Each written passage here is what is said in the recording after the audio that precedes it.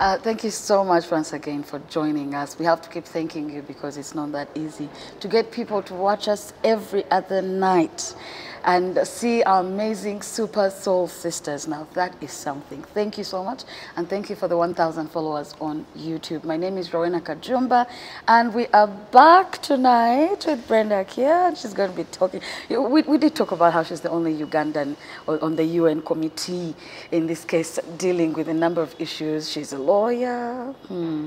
She's made her choices in life that have inspired many, and I must say she has also got feedback. You've got feedback. Yes, and it's so strange. That's why we say, let's tell our stories, okay? Let people not tell for us the stories.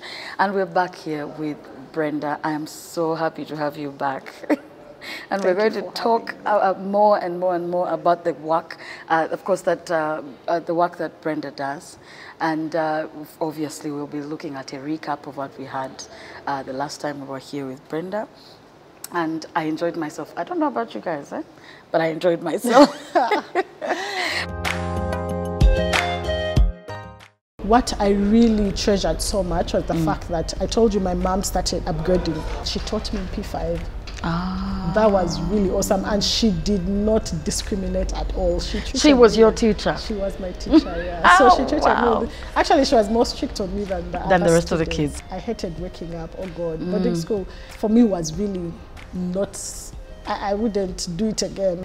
And of course, she's the first to represent us as a country in the UN committee. My mom passed, and it was before the final exams. By Wednesday, I don't think I'm going to be alive. I'm going to be dead. I need you guys to focus. I've already talked to Uncle Alfred. He's going to adopt you guys. Everything is going to be great. You'll be at school. Uncle Alfred got this covered. So don't worry about anything. All I need for you guys is to stick together, continue working hard, and dream big. And this is when you're at Our Lady? Yes, in S4, towards exams. Thank you for making time once again. Thank you so much. You're very busy, but you know, you said, it's okay, I will make time. Now, of course, we're going to continue this conversation. Like I said last time, we can't exhaust everything, guys. But when we have amazing women who squeeze in a bit of time to come back and share with us, then that is lovely. Now, Brenda, of course, we are going to get into more on what you do as, how do you, Cedaw? Cedaw, yeah. And she's going to be getting into the details. And I feel she's the first Ugandan representing, and a female at that. And I must say congratulations. We shall keep congratulating you until. Thank you so much. So, Brenda, as we continue this conversation, of course, people now know, who you are and why you get into this kind of work, for the service. But let us understand more, as a female lawyer and someone who's decided to get into this kind of work. What is Cedaw, you guys, Don't worry, so however you gets pronounce confused. it, and why you decided to get into this kind of thing. But first, let us understand the kind of work and what you do as a committee in Cedaw. Yeah. Thank you so much, Rena, for extending this conversation because I know you're so busy as well, but the fact that you dedicate an extra hour to listen to me and also hear about my work is very humbling. Yes. So, as you mentioned, Cedaw, many people pronounce it differently depending on which jurisdiction. I won't stop pronouncing it how you're saying it. So you can say Cedaw, Cedaw. Yeah, so it depends. But the Cedaw committee is based on the Convention on the Elimination of All Forms of Discrimination Against Women. It's a Cedaw Convention. A Cedaw Convention is a tool that is used to advance women's rights, eliminate discrimination against women, but also, importantly, promote gender equality. Okay. And it's a United Nations treaty and has been ratified by about 192 member states. So, and Uganda ratified the Cedaw in 1985. Nice. So when countries ratify the Cedaw Convention, it puts them under obligation to eliminate all forms of discrimination against women, to promote gender equality, to ensure that women and girls have their rights effectively promoted, and also that women are empowered to live fulfilled lives and economically empowered lives. So that's, in a nutshell, that's what the Cedaw Convention is about. So in the Cedaw Convention establishes a committee that is supposed to monitor how member states implement the Cedaw Convention, how member states, one, put up administrative, legislative, or policy measures that are supposed to advance women and girls' rights and eliminate all forms of discrimination and promote women empowerment. So now that committee is where I am a member. Yay. And it's 12 of you. You're 12 we are committee. 23. 23? Yes, we are 23. It's a committee of 23 members, and we are all voted by UN member states who are That party. is a big deal. Yes, it is, especially for Uganda and Africa, because it means that the voices, the context, and the voices of the African nation and Uganda get to be reflected. Do you have any other colleagues from Africa? Yes, we are 4 from Africa. There is Egypt, Her Excellency Maya Mosi. There is Nigeria, Her Excellency Esther. There is Ghana, Her Excellency Hilary, and myself. Yes, and then so we are 23, and the members we are elected by UN member states. Member states to the Cedaw Convention.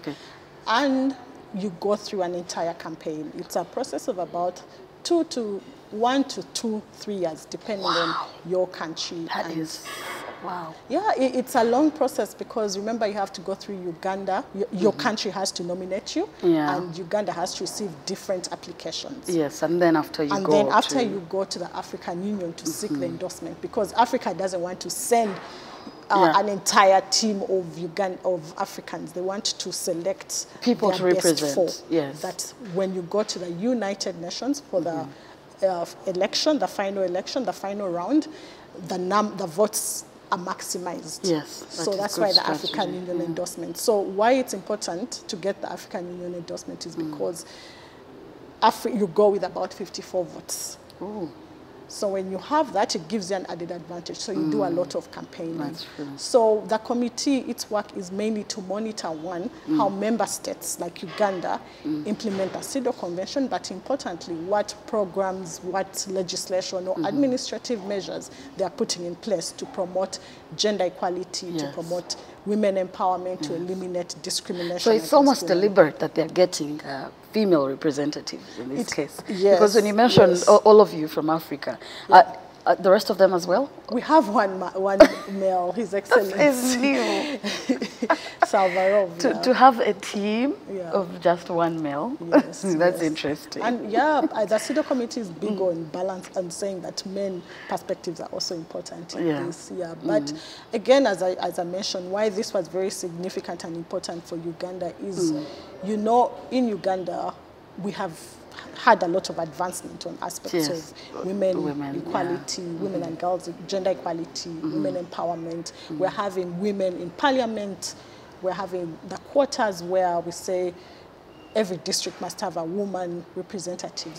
We are seeing more and more women and girls having their rights respected. However, we still see the challenges. We still see the existing gender inequalities, the stereotypes that continue to exist that undermine women and girls and consider that women and girls are inferior to men. And when it's spoken about, then we're going against what we call the culture today. Exactly. You're spoiling our women. You're spoiling our girls. You're spoiling our women. You're being too feminist. I just found out the other day that feminists, the term feminist is being used as an insult today. That if you said something and a man goes, "You're a feminist." And it's supposed to be bad. Is it supposed to be bad? No, it's not supposed to be bad. And yet feminism is about ensuring that women and girls, that women and girls have the same opportunities as men and boys. Indeed. So that's what it is. But because many people are, but it's also interesting. So you get to find. So that's what the committee does. So it monitors. So what are some of the things you, of course, as Cedaw, that you've identified and said, hey, this is what is slowing us down? Because we have a goal, we have a mission, we are putting in a lot of work and resources and engaging more women and accessibility in this case. But what are some of those things that are sort of holding us back or holding you back, you know, in terms of achieving these things faster? Thank you for that question, and that's really significant because you get to find that Uganda is not unique to many countries because you evaluate 192 countries. Yeah. And you get to realize the aspects that are undermining gender equality or women and girls having equal opportunities with men are literally almost the same everywhere, especially on the African continent. The aspect of the gender stereotypes, where we feel that are all mostly perpetrated by cultural norms, where you find that in some cultures, men are considered superior to women. Women should not go to school. I'll give you just even our statistics in Uganda, where we can see the gender inequality. And also, this is where I must mention my very important work with the Uganda Association of Women Lawyers, FIDA Uganda. We go to the field and we establish that one of the biggest drivers of gender inequality is the cultural norms, where people don't the cultural norms, but also too, where women are not empowered, or women and girls are not empowered and do not know their rights. They do not know that they have a right to go to school as the boys in the community. They do not know that they're not supposed to get married before the age of 18. And if you look at our government statistics, they clearly show that more girls get married before the age of 18. I think it is about 36% of girls get married, and boys, it's only estimated at 10%. So you see that disparity. Definitely. You get to find that they don't know that they don't have access to technology. So as the things we take for granted, where you have access to social media, internet, majority of Ugandan women do not have access to technology or internet. Only 9%, and more men do. And more men, yes. 23. Which is quite interesting, because even if you look in the rural spaces, the men have more access. Exactly. So then you ask yourself, now, what? The most really heartbreaking thing is the fact that you find that majority of the workforce in Uganda, 70%, is employed in agriculture sector. Yes. But when you look at how many women own land or have access to control or to own the land, in which even just the produce that they grow in agriculture, only 23%. Wow. All of it is owned by men. And remember, they're also Or if not, then the men are in charge of, they're like the middlemen now, they're the faces of... Exactly. And then remember, the women are not, many cultures continue to promote the aspect that women and girls can't inherit land. Yeah. So you find that inequality, and you know, land is both a productive resource, and then land is also, a financial, because you can go to borrow money on a loan in terms of use land as security, but women don't have that access. So all that inequality. What you're pointing out is true. I have a very lovely young lady at home. She's Martha Agudo. She says, you see, I went back home for Christmas. I was quite disappointed. You know, and she'd be there when she just comes. She'd say, you'd be there and you hear women crying when it's harvesting season. Yeah. You know, you'd hear women crying, women being beaten by their husbands in the neighborhood, when the women are the ones who've grown that crop. You know, harvest season, where the men have been waking up every morning to drink malwa. Exactly. They come and say, woman, where is the money? Now, you see, you talk about, which is something very interesting, because even at FIDA Uganda, when you go to the field and we are working on issues of economic justice, you get to realize that exactly what you've said is the same in all regions, most regions in Uganda. The women they garden, they plant, they do everything. Then when it's time for harvesting and selling, it's the men who come and take over. So, which means they don't have money. I know this affects women a lot and girls, because now this money you should have, the products you should have sold, will give you money to be economically empowered, to access health care, to access school, to take your kids to school, give them clothing. So you see how all the fact that you end up, women are not allowed to own property or allowed to inherit or allowed to have equal opportunities undermines their ability to enjoy other rights like education. I'm enjoying this. I see. This, you see, you tell us to discuss women issues. Let us discuss them now. Let us discuss them. I love what you brought up there, because see, it's very interesting that we are having a lot of men today saying that women are hiding their properties. You just find out the next day your wife has land, your wife has a house somewhere, rentals, because. If you're having people in the rural areas, or not even the rural areas, you'll be shocked. The place is very close. They're towns. They're close to, but if women are growing crop, they're harvesting season, and the man comes and says, give me the money, she's going to be forced to hide some, you know, in the bra and then says, this is all I made. You get? Because if we consistently do this, there's going to be a huge problem. I think that's what brings me to my next question. Have we not done enough, or have we not involved the men in this conversation? Well, it depends on which spectrum of feminism you're at. Because some feminists I keep telling for these types of feminism. Oh, we should not include men, let them handle. But for me, as a human rights practitioner and someone who is addressing and trying to work with governments and private sector to address women and girls, you realize the significant importance that men play at the table, because they're the gatekeepers of patriarchy. They're the gatekeepers of cultural norms that undermine women. So when men, and many of them don't know better, they don't know about existing laws that promote women's equality on their daughters. They don't know that their girls have the same right to go to school as the boys. They don't know that their girls should not get married before 18. They don't know better. So it's important that we engage them so that their mindsets are changed, so that they so that they're empowered to fight for their women and girls, to fight for their mothers, to fight for their sisters, to ensure that if their sister is going to get married at as low as young as 8, I remember we went to certain areas and you will find that even girls as young as 8 are getting married. But yeah, oh yes, by the way, she did mention that too. She's taught me a whole lot.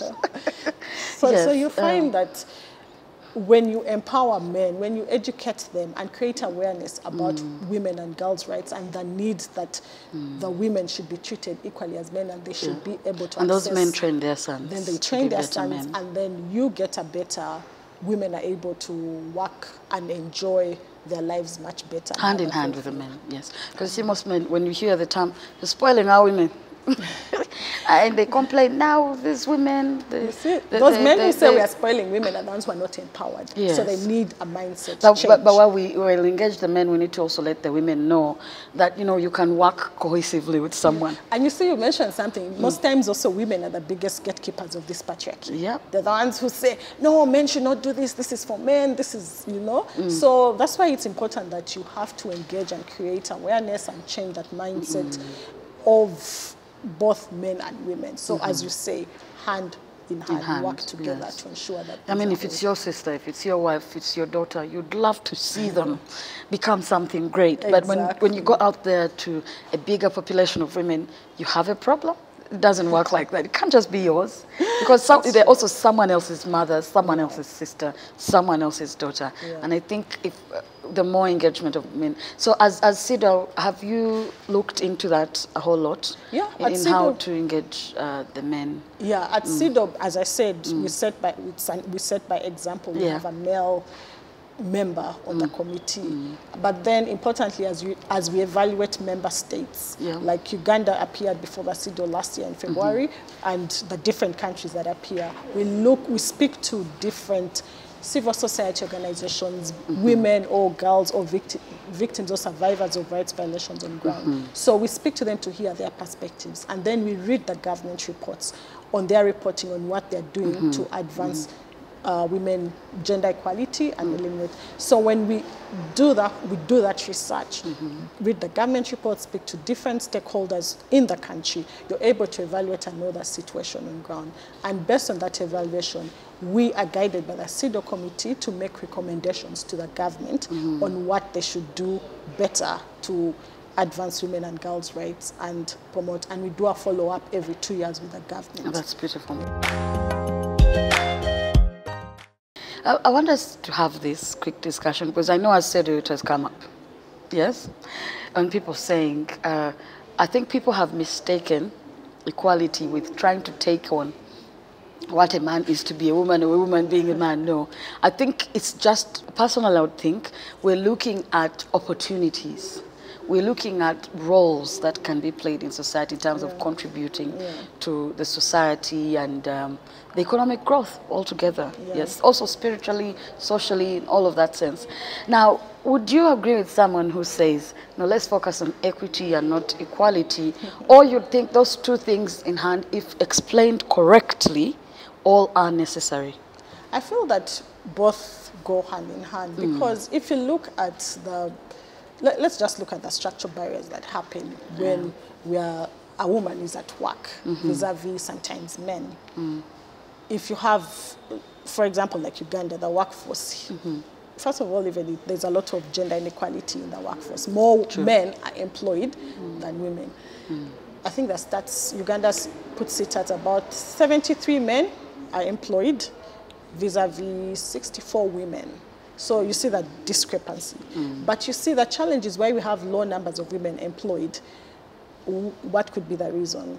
There are structural barriers. You have to be 8 to 5 or 8 to 6. You have a young child at home who you have actually like 2 or 3 kids at home. Then you have to look at, remember also that stereotypical aspects in our country is that women are the biggest, the ones who are supposed to take care of the home. So let's say you have to take care of the home, you have to take care of the kids, you have to take care of your husband or your partner, then you have to go to work. So you see those structural barriers that are already making it hard for women to advance. So when a woman gets a promotion at work, sorry, I'm using live examples as opposed to. So when a woman gets an opportunity to maybe to get a promotion at work, which will involve longer hours at work, she'll turn it down and say, no, I can't. Or travel. I can't travel or travel. She's always going to turn it down, which undermines her advancement, her career advancement, or even the money she could be earning. You see, Brenda, so many women right now are relating. So many women are relating because just the other day someone mentioned, if so-and-so, I can't mention who, because this person is so brilliant, they can do so many things, but because, and I'm not saying marriage is a bad thing, no, but you find that if your partner is not the type to support and trust that you can travel and work and be back and take care of your home or help you in taking care of the home. And that's the biggest problem that men have. Me, take care of the home, there's a woman. Gender, those are the stereotypes. The stereotypes that we're not saying that you helping out in your home, you're now a woman. No, you've not changed your physical or biological setup. We're just saying in terms of roles and contributions to the society. And I think many of us think it's a culture now, but I think for me it's a new culture. We had a setup, we had a system where men and women just all contribute.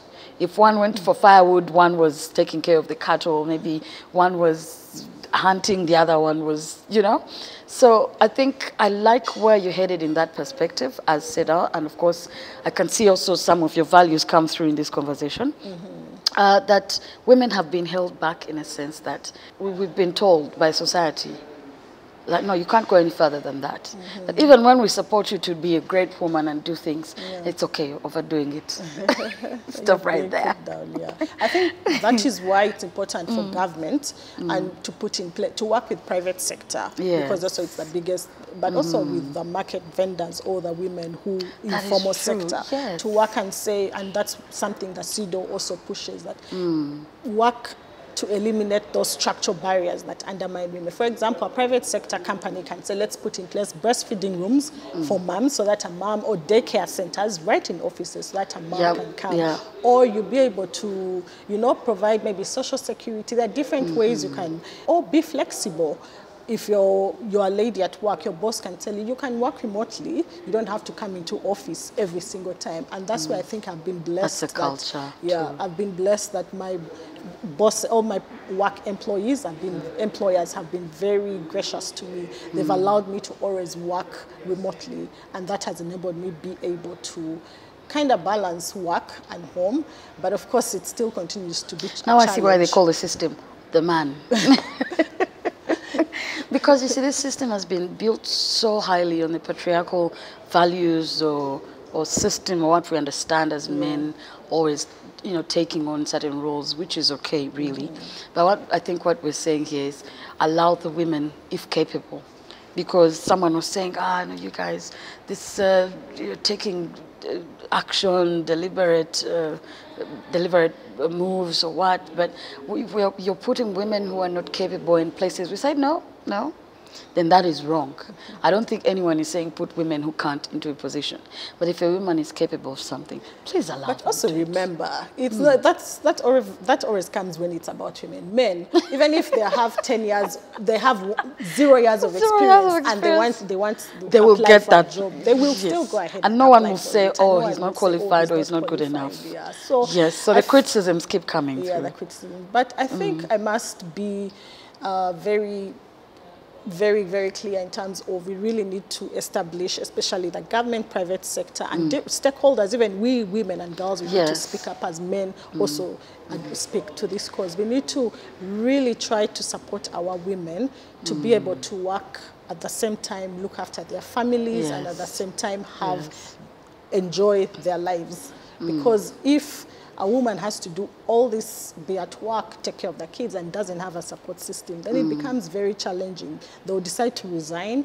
They'll decide to say, let me stay home and take care of the kids, which is also perfectly fine. Yeah. But also the challenge where all this comes in is very few women are at the table. They are not given an opportunity to be in decision making.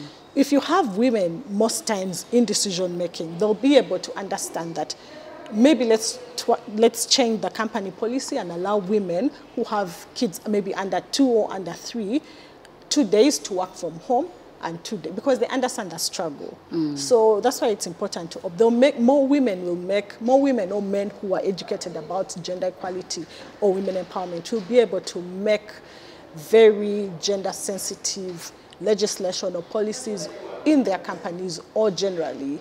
So that I like that you've pointed that out, because you know, these conversations keep coming up by the fact that we focus on women issues, and someone mentioned, you see, yeah, you guys will talk about these things and people will be like, oh, okay.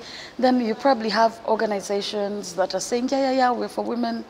But when she's pregnant, you see your colleague being told, oh, you need to resign because we need someone else to take on this responsibility, because they're thinking, okay, when she pre-stages of giving birth, after giving birth, she'll probably need some more time. And I said, oh, well, then that's a problem. Because we can't stand up and say as women, oh, we're women-driven, or we have policies that are women, that are friendly to women workers or women employees, and you fail to do that. Now, when you make someone sign a resignation, it's on them, not on you, the organization, the company. So these are some of the things, though, that are still a challenge. How do we convince people that this is real and it's not just speech? No, I think both women and men support. I mean, first of all, our law is clear. When a woman is pregnant, they have entitled to maternity leave. However, many companies, if you do your investigation, have that abused. They're never given maternity leave, or when, exactly what you say, when they get pregnant, they are forced to resign. So those are aspects that's why, as we mentioned earlier, it's extremely important to continue creating awareness on what needs to be done, continue empowering. That's why I like currently my work with the Uganda Association of Women Lawyers. We do significant work in terms of providing access to justice for women and girls for the different rights violations that they face, but also we have a project together with the CIHA organization that focuses on Eastern Horn of African countries to educate women, individuals themselves, and of course sometimes work with men to empower them on aspects of women's rights, aspects of access to justice, so that they're able, so that they have the knowledge to demand those aspects of the rights that they think are being abused. So it comes down to creating awareness and empowering the women, the girls, the population on how to promote women's rights, but also how to claim their rights. A quick reminder, we're Daughters Exclusive. They give us the amazing space for us to discuss important issues like this. And speak to your daughters, speak to your sons, speak to your brothers, your husbands, your wives. These are matters that seem very trivial in a sense, that people argue about the tiniest of things just because they've turned it into a battle of the sexes. And in the end, we forget the important thing is that if you've chosen to live with someone, if you've chosen to have that child, it will come male or female. that is your child. If you've chosen to be the husband or wife or brother or sister, okay, you may not choose that, but you have people in the community and we're all human beings and dealing together as a team. You need to accept our differences. Let's forget this patriarchy talk. Let's look at how do we improve ourselves as a community. How do we improve ourselves? Imagine seeing your young girls doing better things, seeing your wives, your mothers, your women doing better things, and seeing your sons too. Exactly. Because you'll have a very supportive woman. That means you're going to have peace in your home, okay? So at the end of the day, if everyone contributes in some sense, we shall all be happy people. I like the idea of Cedaw, and I like the idea of having committee members across the world, right? Yes, they come from the 192 member states. But we are 23, and then you have to be elected. Okay, awesome. And you say the process is not quite easy because you must have the spirit to do this. You know, the campaign process really exposed me, really taught me why there are very few women at the table. Yes. As I said, you really need to have a strong support system. And for me, this campaign process was 3 years because I got selected by Uganda in 2019. And then we sought African Union endorsement in 2021. And then the election was in 2022. So it's a whole 3-year process. And I must tell you, that was the most, not traumatic, very rewarding, but also very hectic, traumatizing experience. Time of your life, yes. Because you have young kids. Thankfully, I have my kid's dad, Kefa Rodongo, is and his support system are very supportive with helping me with the children. So I had to travel long hours. Then you have bilateral meetings with different member states because you're campaigning to member states. Definitely. And remember, it has different time zones, and you're focusing on different missions in maybe Geneva, Addis Ababa, Ethiopia, and New York. So, and then you have to make constant travels to do all these campaigns to meet the member states and convince them why they should vote for you. Yes. So that is extremely time consuming. That is very hectic. And remember, you have your kids and you have family, you have work. Yes, you have work, family. Your work, family, and the campaign. And the campaign takes up 95% of your time. So that means you're not going to sleep. Yeah. Because remember, New York time is 7 hours ahead. So by the time they're waking up, you're concluding your day, you're putting the kids to bed, and then you have to stay up and do bilateral meetings up to. But again, as I think I mentioned earlier, the government was extremely supportive, from Ambassador Adonia Ayebale to his entire team in New York and all the missions, because as I said, every mission and NOFA here was supposed to campaign.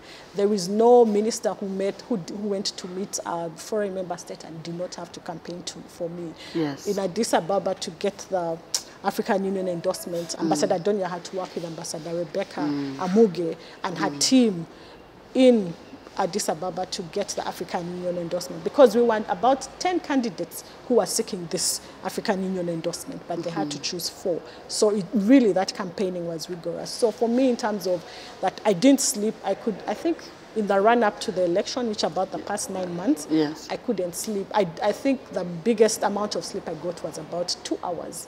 Wow. Because and you had to start your day again. Yeah. And Uganda was, of course, Honorable Riem, Honorable JJ, Ambassador Adonia, and his team, the entire team in the different missions, especially in New York, ensured that, my friend, you're not slacking, you're not sleeping, because there's an election to win. Yes. And not just an election to win, but we have to have Uganda and African perspectives at that table. Because the decisions that Cedaw committee makes have to be, having an African there is significant, because it means now the recommendations we give, because you know your continent, you know your homes, you know the locals. So you're making recommendations that Uganda or are designed Egypt for the are locals. Designed for that country. Congratulations on that, because you see, so many people, like you mentioned, at some point, people get discouraged. There's no one tapping you on your back and saying, hey, it's okay, you're doing okay, you're doing great. There's no one telling you, this is great, this is what you have to do. And then there's no one questioning your life choices, you know. And it's important that we have people like that around us. Yeah. And it's important, as we said, we spoke earlier about the mentorship, Yes. because I had very great support from my aunt, Auntie Kim, and then, of course, Lilian Adrico, Yes. Chief Sanusi from IOM, Stephanie Rivel, the ambassadors of France and the ambassadors of Germany, like everyone who is at the table was really, Honorable Dora, were really there for me. And I remember, like, the French government, the French embassy, got me to be hosted by the French government. I had to, they flew me to France to be hosted by the French government to throw me firsthand into the work of diplomacy. And this was through the PIPA program. And when I went there, because remember, I'm a recipient of 2 Human Rights Awards. Yes. So based on that, the Franco-German Peace and Reconciliation Award, and then the Women for Women, that was given to me in recognition of the work that I have done in advancing women's rights. So they took me to France to give me that first-hand experience of diplomacy, and interacting with the ministers, high-level diplomats, and that really gave me the perfect momentum to continue the election. Yeah, that's beautiful, and I think we need more of this talk. Let's the men need to know it's okay. You know, it's okay. We need to have. If you have an empowered woman, an empowered girl, you're going to have an empowered man, an even more empowered man. You know, that's true, and your children and the entire generation, and then the country's economic growth and development. What would you think on the idea now, or what people are thinking as men giving up? Now we're having a generation of young men who are now sitting back and saying, it's almost like a war now. Like, you want to be empowered? Fine, go ahead, take care of the home. I think the biggest critique is that I always hear is your women are empowered. No, you're empowering women and leaving the boys behind. Yes. Yeah? But that's what they're saying. That's the. But I will say, much as that's the stereotype, I mean, the conversation going on, there's still significant evidence and research and data that shows, much as women are being empowered, much as Uganda is focusing on advancing women and girls and giving them the equal access to opportunities, there's still significant number of women and girls who do not have who have unequal access to opportunities. Statistics clearly show that the ones who are suffering more, they're the ones who can't access education, they're the ones who don't have jobs, they can't own property or land. Yeah. So much as the men are thinking like that, it is not the case on ground. We think women are empowered. No. Yes, we have done, there's some progress, but the biggest majority of women are still suffering. Look at when climate change happens, the impact. Who suffer most? The food is destroyed, the homes are destroyed, so women are forced to become migrant women and girls, or the whole population is forced to move and become migrants, and all refugees are moving. So who suffers most when there's a disruption of I like what we're not saying others, the men don't, but who suffers the most. Yeah, and that's where people need to get. So that's what I'm saying. That conversation of saying that, oh, now the men are being left behind, that's what theoretically, but it practically, sounds like, theoretically it sounds like that, but theoretically, women and girls are significantly still really marginalized. They're significantly not having any equal access to education or opportunities that are going to advance them, make them empowered, and give them the ability to live really fulfilled lives. And because when you have a society where both men and girls have equal access to opportunities, it is the community, it is your children, it is the economic empowerment of the economic development of the country that benefits. Now, being on the committee for eliminating, let's use the word segregation or discrimination of women, and your committee, you guys have about 3 years. 4 years, yes. What are some of the things that you feel you need to jump right onto, or have jumped right onto immediately, when you were all, brought in together as a team and said, okay, now let's start working? So what the Cedaw committee focuses on, we do general recommendations, and then also as you evaluate a country, you come up, so every country is case by case. Oh, so you're what you decide for one country. You say if Uganda comes, you have to look at Uganda as a country, and then develop those recommendations or jurisprudence based on Uganda's context. That's why when you have Uganda or Africa at the table, the recommendations you develop are based on that context. But importantly, outside that, we do general recommendations that are very significant. For example, we have general recommendation on climate change and disaster preparedness. Then we have, which is GR 37, then we have general recommendations on gender-based violence to guide member states how to address violence. Then, importantly, right now we are working on increasing equal access to political decision-making for both women and for women, so that member states can follow those guidelines to ensure that they help women and girls be able to have equal access at the table. And at in the committee, I'm part of the call for person for climate change, because I think I mentioned earlier, I do a lot of work on climate change. When you look at climate change, you find that mostly women and girls suffer. And now with a conversation on climate justice and loss and damage, you get to find that it's very significant that I'm at the table to be able to speak on aspects of climate change, but also how to guide member states to address climate change. That is beautiful. Well put, well said. Now, of course, we're here at Dotash Exclusive. They give us this amazing space to have our Super Soul sisters.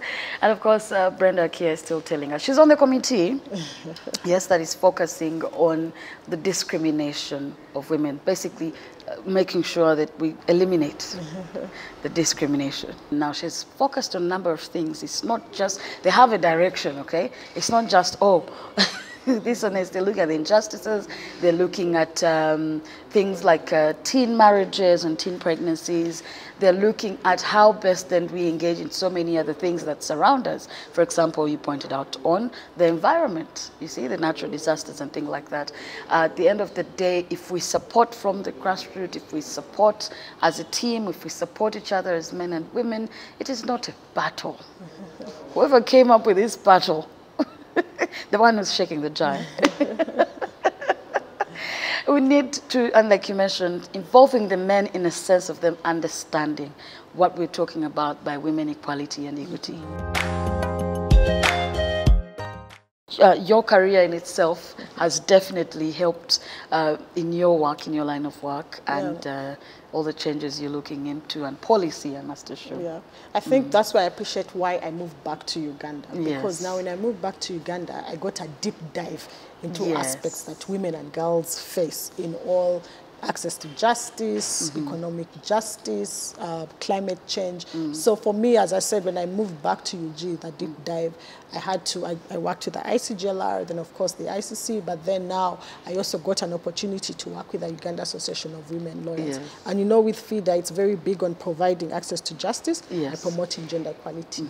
But importantly, now they've established a leadership academy, because they've recognized that much as we're giving us access to justice, we're also economically empowering women, but the fact that they're not there to make the decisions, they're not at the table in all spheres, whether at the grassroots level, at district level, national level, and international level. So they've established a leadership academy that aims to empower women and also build their leadership competencies and skills. So for me, that was exciting. And then the fact that I did lead a campaign on, it's a Rockefeller campaign without mom, together with a very good friend of mine called Bernard Mukasa. We led a campaign that aimed to address maternal deaths, preventable maternal deaths in Uganda. Because the statistics are high, 336 mothers per 1,000 births, so that's really extremely high. But I'm glad that we did our small role based on Rockefeller Foundation, and a big achievement that came from that is Uganda got selected as one of the 2 countries with India to benefit from $100 million. Beautiful. Yeah, well so done. that was very, very significant. Well done. Yeah, well so done. that is why also, but also with the work that there's been a lot of policy change, legislative reform. You've seen programs that, legislation that not only in Uganda but Kenya, Tanzania, all the countries that have worked, there's been a lot of change in legislation that is discriminatory. So I think that's why I got those 2 human rights awards. Beautiful. I must say congratulations. Thank you so much. And you're doing well. I like that you're rocking the medal. Yes. So the medal, let's talk about that real quick. Yes. So the medal was, as I did mention, based on the work that I have done in advancing women and girls' rights. But I must emphasize that it is always about joint efforts. Yes. You can't work at advancing women, girls' rights alone. That is why for me, when I was nominated by the Ministry of Gender and Gender, Labour and Development for the medal, and it was, I think, sent to the presidential committee because it's the president that really elects the people to receive the medals.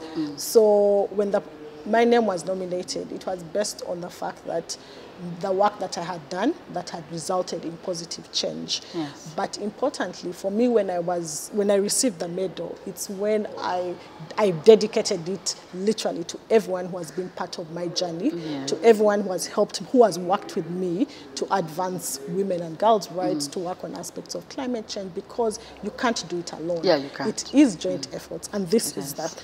And that is a very good. That is very good when people acknowledge and say, "Hey, I didn't do this on my own, but thank you everyone for taking me through this journey and getting me to where I am." This is joint efforts, that is something that we need to appreciate. Yes. So, you will say we never ask men. One of these days I'll ask him, "And how do you balance work and life?" but to be so busy, to be in and out of the country. Okay, now you've mostly settled. Yeah, because but you have a lot of work going on. Yes. How then do you do that? What do you do to sort of go back rejuvenated and fresh? Oh God, and the work is we are based in Geneva. Yes. But I'll tell you, as you made that entire description, yes, it reminded me, you know what my son one time said, "Mommy, you do all this important work, you do all this, but do these people know that you eat from a saucepan?" He saw me. He saw me. You know how you're cooking and then you're testing. You get a mingling stick to test the sauce. So he thought I was eating from the saucepan. Oh, so it's like you do all this important work. You're changing. You're trying to fight for women and girls to get the best opportunities, but you're always eating the saucepan. So it is. Oh God, please. Children. Please. So that grounds you and brings you back to reality. To know that, my friend, you may be doing this, but at home, you always have to be the mom. A mom, take care of your children. But just to say, the balancing aspects, it's hard to balance, but sometimes you have to prioritize. But what I've been blessed with is I have a very great support system. Yes.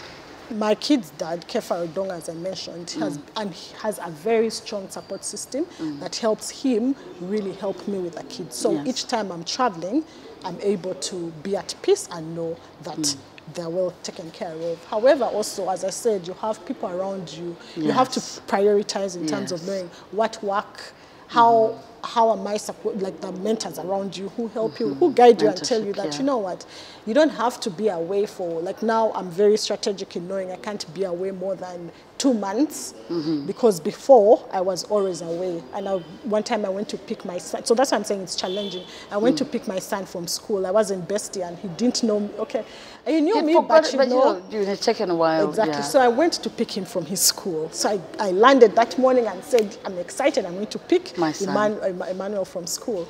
I reached there. The boy looked at me and said, he was happy, he gave me a hug. Besides, remember the teachers also don't know me because he has just started school and I've been away. Yeah. The boy gave me a hug, he was excited. Then I told him, oh, let's go. He's like, but mommy, you never picked me from school. I'm not coming with you. Oh, wow. It's daddy who picks me.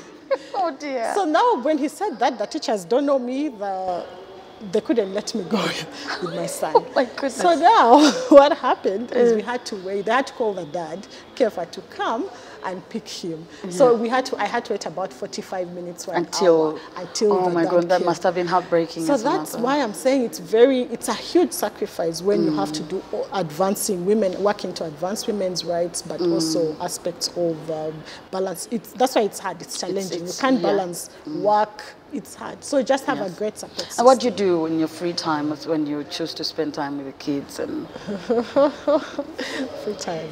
Huh? What do I do in my free time? I sleep. You sleep? Yeah, you need the rest. You need the rest.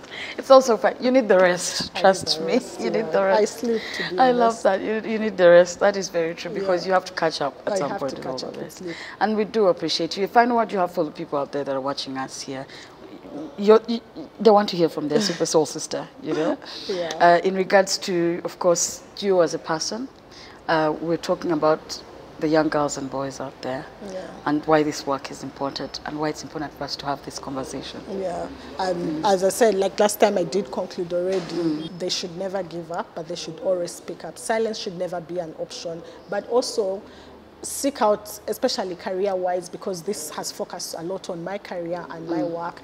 Women and girls have the confidence to seek out any opportunity that you want to seek out. Men never second-guess themselves when they want to apply for maybe to be the president. We women have to say, oh, but now this, do I have the qualifications? No, go for it. Have the confidence to go for whichever position that you want. Seek out opportunities, but also when you have an opportunity presented to you, maximize it, because that opportunity opens up different networks for you. It builds your competence and expertise in the field that you're working. So in a nutshell, yeah, but also always, importantly, as I emphasized earlier on, that always speak up. If you see injustice, speak up. Don't be intimidated and continue working to advance women's rights. Thank you. Indeed.